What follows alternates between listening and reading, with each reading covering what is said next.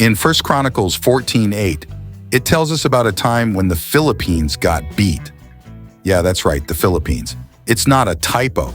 Back then, the land we now know as the Philippines wasn't even a thing. Instead, it's talking about the Philistines, who were enemies of the Israelites. So, what went down? Well, King David of Israel was facing off against these Philistines in battle. He knew it wasn't going to be an easy fight, so he did what any good leader would do. He turned to God for guidance. David prayed and asked God if he should go to war against the Philistines. God didn't leave David hanging. He answered David's prayer and told him to go for it. But there was a catch. God told David to wait until he heard the sound of marching in the tops of the trees. That might sound a bit strange, but David trusted God's instructions. Sure enough, when David heard the sound of marching in the tops of the trees, he knew it was time to make his move. He led his army into battle against the Philistines, and with God on their side, they came out victorious. Now, let's talk about why this story matters. It's not just about a military victory, it's about faith and trust in God. David could have relied on his own strength and military prowess, but instead, he turned to God for guidance. And God didn't let him down.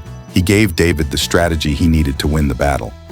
This story reminds us that we don't have to face life's battles alone. Just like David, we can turn to God for help and trust that He will guide us through even the toughest situations. It's a reminder that with God on our side, we can overcome any obstacle that comes our way. But there's another important lesson here too: patience. David had to wait for the sound of marching in the tops of the trees before he could make his move. It wasn't easy, but he trusted that God's timing was perfect. And sure enough, when the time was right, God led him to victory. So, what can we learn from the Philippines getting defeated in 1 Chronicles 14:8? We learn that with God on our side, we can face any challenge with confidence.